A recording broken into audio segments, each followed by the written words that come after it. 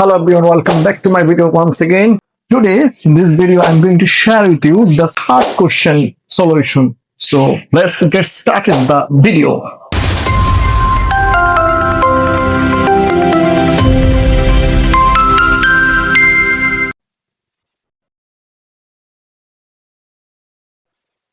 এবার আমরা ৩ নম্বর প্রশ্নটি সমাধান করব। লক্ষ্য করো, আমরা আগে লাল অংশটা পড়ে নিই, অর্থাৎ প্রশ্নে কি জিজ্ঞাসা করছে আমাদের কাছ থেকে, কি জানতে চাইছে আমরা সেটা একটু পড়ে নিচ্ছি। এখানে আমি পড়ার আগে বলে দিচ্ছি, এখানে দুইটা বাক্য, এড পর্যন্ত, আবার এখান থেকে এতটুকু আরেকটা বাক্য। ওকে, লক্ষ্য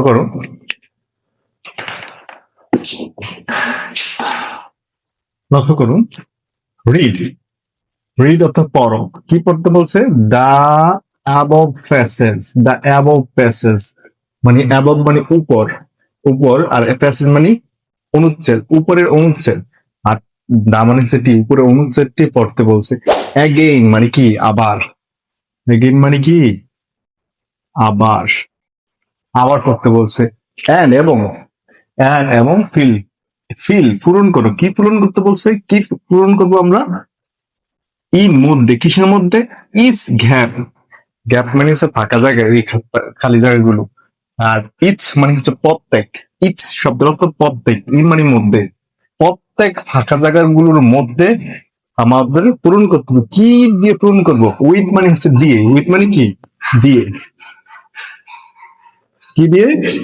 সুইটেবল ওয়ার্ড। সুইটেবল মানে হচ্ছে উপযুক্ত, আর ওয়ার্ড মানে হচ্ছে শব্দ। উপযুক্ত শব্দ ধারা। এখানে একটা গ্রামাটিক্যাল দিক আছে, ওটা আমি বলবো না, শুধুমাত্র এখানে বলে যাচ্ছি সমাধানের জন্য। বেসড অন বেস মানে ভিত্তি হবে। যে উপযুক্ত শব্দটা বসাবো এখানে গ্যাপগুলোতে, সেটার বেস ভিত্তি হবে অনন্ত উপরে। কিসের উপরে? ইট দ্বারা প্যাসেজ কে বোঝাচ্ছে। প্যাসেজ আমাদের যে অনুচ্ছেদটা দিয়েছিল ওটার উপর ভিত্তি হতে হবে। অর্থাৎ যে উপযুক্ত ওয়ার্ড গুলো সিলেক্ট করবো এই গ্যাপের জন্য, ওগুলোর ভিত্তি হতে হবে এই প্যাসেজ, মানে অন ইট মানে এটার উপর, মানে প্যাসেজটার উপর, আমাদের যে প্যাসেজটা আছে ওটার উপর। এটা হচ্ছে মডিফায়ার। কার? এই ওয়ার্ড শব্দটাকে মডিফাই করছে। এটা হচ্ছে B3 গ্রামাটিক্যাল অংশ। এটা নিয়ে আমি পরে এক ভিডিওতে আলোচনা করব। আর যদি কেউ এই সম্বন্ধে জানতে চান তাহলে অবশ্যই কমেন্ট করবেন। অর্থাৎ ওয়ার্ডকে বিশ্লেষিত করছে, এটাকে আমরা বলি গ্রামাটিক্যাল ভাবে মডিফায়ার। যে শব্দটা হবে সেটাকে মডিফাই করতে আমরা B3 ব্যবহার করতে পারি।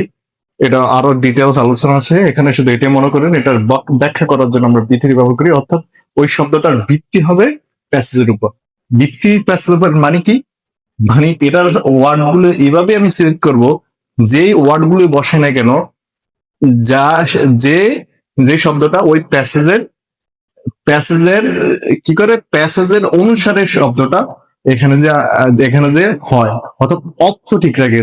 অর্থাৎ আমি যে শব্দগুলো সিলেক্ট করব তা সিনকেই প্রতিনিধি করে এরকম ওয়ার্ড সিলেক্ট করতে হবে। এর বাইরের কোনো শব্দ যদি ব্যবহার করি, যদি সেটা প্যাসেজের অর্থকে বিকৃতি ঘটায়, তখন ওই শব্দটা আমরা সিলেক্ট করতে পারবো না। অর্থাৎ মন করে কোনো শব্দ ব্যবহার করতে পারবো না। যে শব্দটা বসাবো যার অর্থর সাথে মিল থাকতে সিন অংশের, তাহলে আমাদের অ্যান্সার যেটা করব সেটা সঠিক হবে। সর্বশেষ আরেকবার কথা বলে দিই, বেসড অন ভিত্তি হবে কোন? ওই প্যাসেজের। ওই প্যাসেজের ভিত্তি বলতে কি বোঝাচ্ছে?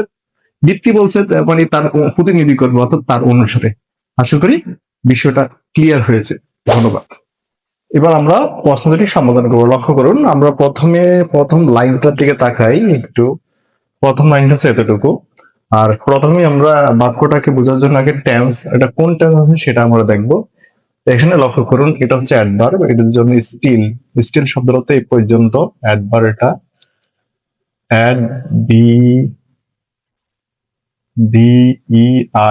অ্যাডভার্ব, এটা হচ্ছে অ্যাডভার্ব, এটার অর্থ এই পর্যন্ত। এই জন্য আমরা স্ট্রাকচারের ভিতরে ধরবো না। এটা হচ্ছে সাবজেক্ট, এটা হচ্ছে অক্সিলারি ভার্ব মানে ভিভার, এটা হচ্ছে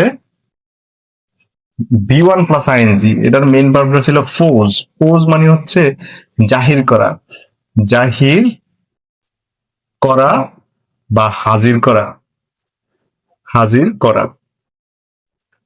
হাজির করা। তাহলে এখানে দাঁড়াচ্ছে কি, রিভার অ্যারোজন নদী ক্ষয় ইজ ফোর্সিং, যেহেতু এটা কন্টিনিউয়াস টেন্স স্ট্রাকচার, কিভাবে আমরা জানি subject plus am is are plus V1 plus ING যদি হয় তাহলে সেটা কন্টিনিউয়াস স্ট্রাকচার, যার অর্থ আছে আমরা করে থাকি টেসি একটি দিয়ে আমরা করে দিচ্ছি। তাহলে রিভার অ্যারোজন নদী ক্ষয় ইজ ফোর্সিং, ফোর্সিং মানে জাহির করে, স্টিল, স্টিল শব্দ অর্থ স্টিল, স্টিল শব্দ অর্থ হচ্ছে এই পর্যন্ত, এই পর্যন্ত, এই পর্যন্ত তারা হাজির করতেছে কি, এই নদী ক্ষয়গুলো মানুষের জীবনে অবশ্যই একটা হুমকি, একটা একটা বলা যায় বিপদ, আর বলা যায় একটা চ্যালেঞ্জ। তাহলে আমরা এখানে এটা এখানে বসে আমাদের বারবার করে সবসময় অবজেক্ট বসে, অর্থাৎ হাজির করেই আমরা প্রশ্ন করবো বারবার কি হাজির করে, কি হাজির করে, অবশ্যই এখানে হতে পারে কি থ্রেড, থ্রেড, থ্রেড এস লাগিয়ে দিব এখানে, কেন থ্রেডস বসাইতে পারি, আর আমরা বলাইতে পারি ডেঞ্জার, ডেঞ্জার মানে বিপদ, চ্যালেঞ্জ,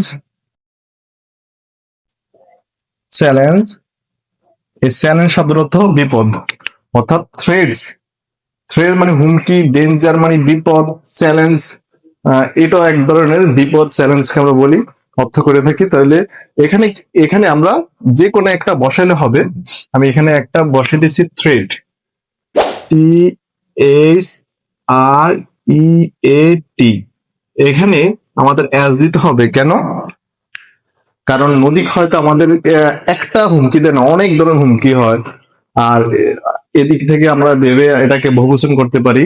আর গ্রামাটিক্যাল দিক থেকে যদি আমি এখানে এস না দিই তাহলে এখানে একটা আর্টিকেল ব্যবহার করতে হবে, এ ওদিকে যাচ্ছে না, এতটুকু মনে রাখো যে নদী ক্ষয় আমাদের অনেক ধরনের হুমকি হাজির করে, এতটুকু বুঝলে না। তো দিকে কিসের দিকে সেই বিপদগুলো, the the lives, lives and property. আমি এই ফ্রেজটা বোঝার জন্য আমরা এটাকে একবার ভেঙে নেই। এই দেখুন আমরা সব সময় জানি একটা স্ট্রাকচার ইংরেজিতে দা প্লাস অফ, এই দুইটা শব্দের এর পাশে একটা নাউন ফ্রেজ থাকে, এখানে একটা নাউন ফ্রেজ থাকে, এই পুরাটাই একটা ফ্রেজ, অনেকগুলো শব্দ থাকলে এগুলোর অর্থ হবে একটা জিনিসের মতন। লক্ষ্য করুন, the lives and property, lives and property, property মানে হচ্ছে প্রপার্টিজ মানে সম্পদগুলো এবং জীবনগুলোর টু মানে দিকে, অপত্য এর thousand of people, thousands, thousand of people মানে হচ্ছে, থাউজেন্ড অফ পিপল মানে হচ্ছে হাজার হাজার মানুষ, থাউজেন্ড অফ পিপল মানে হাজার হাজার মানুষ, আর অপত্য হচ্ছে এর হাজার হাজার মানুষের লিভস জীবন অ্যান্ড প্রপার্টিজ সম্পদ, হাজার হাজার মানুষের, মানুষের জীবন এবং প্রপার্টি, আর টুয়ত্ব যদি আমরা করি দিকে, দিকে কি আনে, হুমকি আনে, কে আনে, নদী ক্ষয় গুলো এ পর্যন্ত হাজির করতেছে, কি থ্রেড হুমকি, কিসের দিকে, আমরা জানি ইংরেজির অর্থগুলো আমরা পিছন থেকে করলে অনেকটা ক্লিয়ার হয়, বোধগম্য হয়, তা হাজার হাজার মানুষের জীবন এবং সম্পদগুলো দিকে এই নদীর, নদীর ক্ষয় হাজির করতেছে হুমকি। ঠিক আছে, এতটুকু আশা করি ক্লিয়ার। আমরা এরপরে আমরা আরেকটা জিনিস দেখবো এখানে, এই যে পিপল, এই পিপলরা আসলে কারা, এটা বর্ণনা করতে পরে যেটুকু লেখা আছে আমি একটু উঠে বোঝাচ্ছি। পিপল, এই পিপল এদের সম্বন্ধে ব্যাখ্যা দেওয়ার জন্য এখানে একটা নতুন একটা ক্লোজ আনবো, রিলেটিভ ক্লোজ যেটাকে বলে, সেটা হচ্ছে এই পিপল, পিপল, পিপল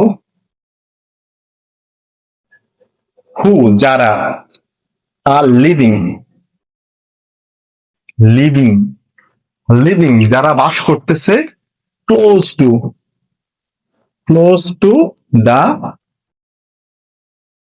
রিভার্স, এই মানুষ কারা, যে হাজার হাজার মানুষ বলছি, এটাকে বর্ণনা করতে আমরা ওই নাউনটির পরে একটা রিলেটিভ প্রনাউন বসেছি, যারা। এই হু অর্থ হচ্ছে যারা, আর লিভিং, কন্টিনিউয়াস টেন্স স্ট্রাকচার, আর লিভিং বাস করতেছে, ক্লোজ টু নিকটে, ক্লোজ টু নিকটে, দা রিভার্স, দা নির্দিষ্ট, রিভার্স মানে অনেকগুলো নদী, কোন নদীগুলো, দা নির্দিষ্ট, ওই যে নদীগুলোর ক্ষয় হয় ওই নদীগুলো, এই জন্য বহুবচনের সাথে দা হয়েছে। ঠিক একই রকম আমাদের এখানে আমাদের পরবর্তী অংশটা হচ্ছে relative close, those of thousand of people who are living, who are living, এখানে হওয়ার কথা who, এই শূন্যস্থানে হওয়ার কথা who are living। তবে আমাদের এখানে বলে দিয়েছে is gap with a suitable, এখানে এ আছে, দুঃখিত আমি ওটাতে মনে হয় বলে গেছে মিসিং, a suitable word মানে একটি উপযুক্ত শব্দ দ্বারা, একটি, আমি এখানে একটি শব্দ ব্যবহার করতে পারবো। এই জন্য ইংরেজি গ্রামারে অন্য একটা নিয়ম আছে, এটা হচ্ছে কন্ট্রাকশন ফর্ম বলে, এটা সংক্ষেপে করার জন্য। এই জন্য আমরা এখানে সংক্ষেপে লেখার জন্য আমরা এই যে হু আর কে বাদ দিয়ে এখানে কি বসাবো, লিভিং, লিভ, লিভ, লিভিং, যারা বাস করতেছে, যারা কি করতে বাস করতেছে, এই জন্য আমরা এখানে বসাবো live, LIV, live, ING, living, যারা বাস করতেছে ক্লোজ টু নিকটে দা রিভার। আমরা যদি যেটা পূর্ণ ভাবে আছে ডিটেলস যে বাক্যটা আছে ওটা পড়লে আমরা সহজে বুঝি, তবে এখানে সংক্ষেপে করে দিতে হবে কারণ একটা ওয়ার্ড বসাতে বলছে। আশা করি এটা ক্লিয়ার হয়েছে তোমাদের। এটা মনে রাখবে, এটা রিলেটিভ ক্লোজ, রিলেটিভ ক্লোজ কে যদি আমরা বাদ দেই প্রনাউনটা এবং অক্সিলারি ভার্ব, অর্থাৎ বি ভার্বটাকে অক্সিলারি ভার্বটাকে বাদ দিলে ওই যে ভার্ব থাকবে সে ভার্বটা আমাদের বসিয়ে দিতে হবে আইনজি যুক্ত, যেভাবে থাকবে ওইভাবে। আশা করি বুঝতে পেরেছ। এবার আমরা পরের লাইনটি লক্ষ্য করুন। পরের লাইনটা আমরা পড়ার আগে একই রকম ভাবে স্ট্রাকচার বোঝার চেষ্টা করব। এটা হচ্ছে প্রেজেন্ট ইনডিফিনিট টেন্সের স্ট্রাকচার। আমরা এই অংশটা বাদ দিয়ে চিন্তা করি, এটা অবশ্যই একটা অ্যাডভার্ব হবে, দা ওস্ট ভিকটিম। এই দেখুন আমরা আগের লাইনে একটা স্ট্রাকচার মতন পড়েছি যে দা অফ, দুইটা নাউন থাকে, নাউন থাকলে আমরা পিছন থেকে অর্থ করি, ঠিক একই রকম এটারও দেখুন, এখানে দা আছে, এখানে কি আছে, অফ আছে, দুইটা নাউন আছে, এটারও এতটুকুর অর্থ আমরা পিছনে করব। আর মনে রাখবেন, মনে রাখেন এই পুরোটা এখানে অবজেক্ট, পুরোটা এখানে কি অবজেক্ট হিসেবে কাজ করছে। দে মানে হচ্ছে তারা, তারা কারা, ওই মানুষরা যারা নদীর নিকটে বাস করে, তারা আর হয়, তারা হয় কি ওস্ট, ওটস, ওটস মানে হচ্ছে, ওটস হচ্ছে সবচেয়ে খারাপ, ওটস মানে হচ্ছে সবচেয়ে খারাপ, ভিকটিম, ভিকটিম, ভিকটিম, ভিকটিম মানে হচ্ছে ক্ষতিগ্রস্ত ব্যক্তি, ক্ষতিগ্রস্ত ব্যক্তি, সবচেয়ে খারাপ ক্ষতিগ্রস্ত ব্যক্তি। রিভার এরিসন, অপত্য এর রিভার এরিসন, ওটস মানে হচ্ছে সবচেয়ে, সবচেয়ে খারাপ, আর ব্যক্তি মানে হচ্ছে ক্ষতিগ্রস্ত ব্যক্তি, ক্ষতিগ্রস্ত ব্যক্তি।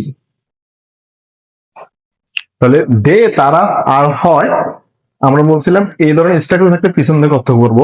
নদী ক্ষয়, রিভার এরোজন, নদী ক্ষয়ের সবচেয়ে ক্ষতিগ্রস্ত ব্যক্তি কারা হয়, তারা হয়। মোস্ট, এখানে আমরা এই যে দে আর মোস্ট, মোস্ট মানে সবচেয়ে বেশি, সবচেয়ে, সবচেয়ে লাইকলি, এখানে আমরা যদি লাইকলি ব্যবহার করি, লাইকলি, বা আমরা ব্যবহার করি অপটেন, অপটেন, লাইকলি মানে সম্ভবত, সম্ভবত, আর অপটেন মানে প্রায়, আমরা এই দুটা ব্যবহার করতে পারি। এটা হচ্ছে কারণ এই মোস্টলি লাইকলি বড় বা মোস্টলি অপটেন, এখানে মূল ওয়ার্ড হচ্ছে লাইকলি, লাইকলি মানে হচ্ছে সম্ভবত, তারা হয় সম্ভবত, তারা হয় প্রায়। এই লাইকলি, লাইকলি, লাইকলি কে মডিফাই করার জন্য আমরা এখানে মোস্ট আনা হয়েছে, মোস্ট লাইকলি, মানে লাইকলি মানে সম্ভবত, আর মোস্ট লাইকলি মানে অধিক সম্ভবত। এই মোস্ট এখানে অ্যাডজেক্টিভ হিসেবে এটাকে মডিফাই করেছে, অধিক সম্ভবত, তারা হয় অধিক সম্ভবত, তারা অধিক সম্ভবত, এটা হচ্ছে অ্যাডভার, এটা একটা বাক্যের স্ট্রাকচারের বহির্ভূত একটা কাহিনী। মানে ওই বাক্যটাকে সে একটু জোরালো ভাবে বুঝাচ্ছে। মোস্ট লাইকলি, সবচেয়ে বেশি সম্ভবত, তারা হয় সবচেয়ে বেশি সম্ভবত, সম্ভবত কি হয়, এখানে মূল হচ্ছে সাবজেক্ট, এটা হচ্ছে ভার্ব, এটা সাবজেক্ট, এটা ভার্ব। আমরা যে স্ট্রাকচার শিখছি আমরা ছোট থেকে, সেটা সাবজেক্ট ভার্ব অবজেক্ট। তারা হয় নদী ক্ষয়ের সবচেয়ে ক্ষতিগ্রস্ত ব্যক্তি, সবচেয়ে খারাপ ক্ষতিগ্রস্ত ব্যক্তি।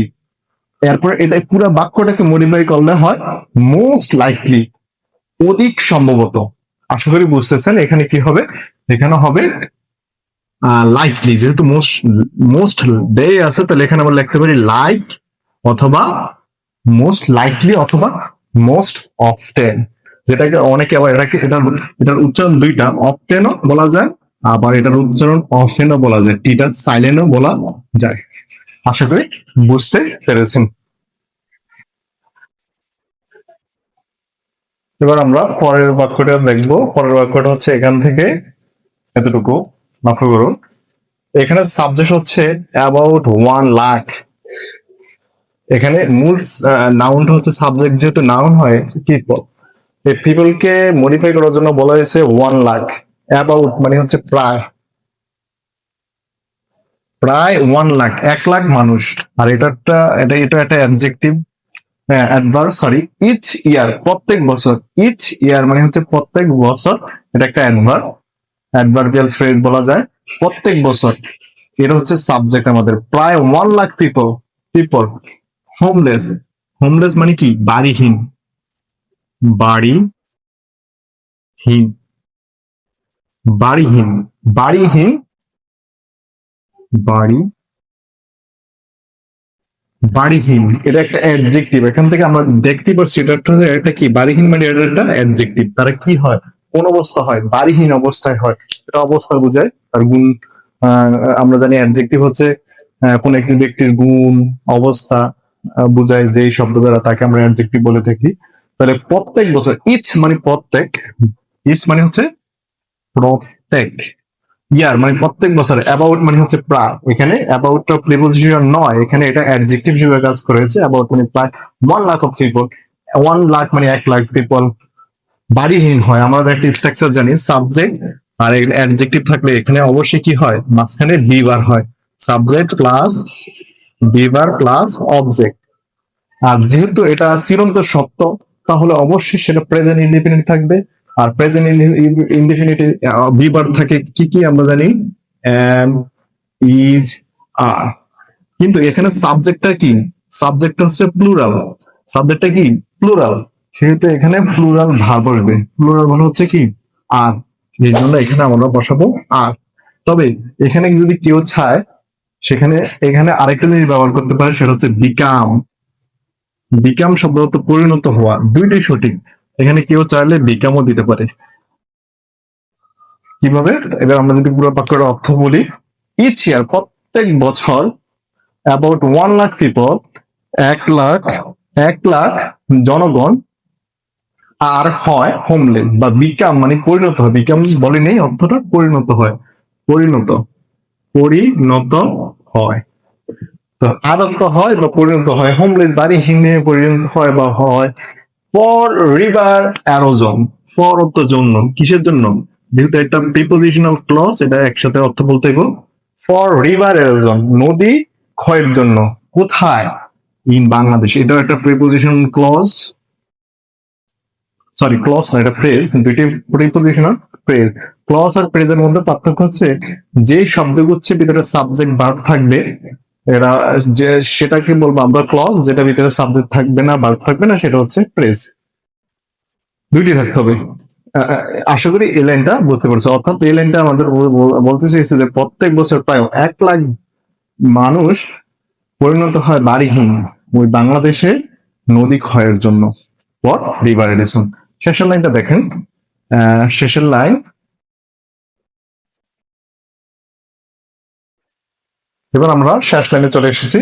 শেষ লাইনটা কি কি আছে, মেহের জান্স, আমরা লাইনটা একবার উঠাই, মেহের জান্স, মে মেহেরজানস লাইফ, এটা হচ্ছে সাবজেক্ট। মেহেরজানস লাইফ, এখানে অ্যাপোস্ট্রফি আছে, মেহেরজানের লাইফ মানে জীবন।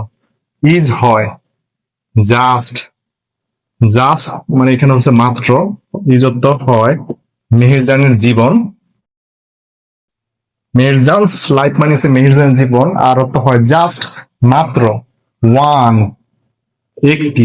মেহেরজান জীবন একটা হয়, এই যে এখানে যে বলছে এত কিছু বলছে, নদী ক্ষয়, নদী ক্ষয় মানুষ মারা যায়, এর ভিতরে মেহেরজান কি, মেহেরজান একটা বলতে পারে এক্সাম্পল, এক্সাম্পল একটা উদাহরণ। মির্জান জীবনটা হয় মাত্র একটা উদাহরণ।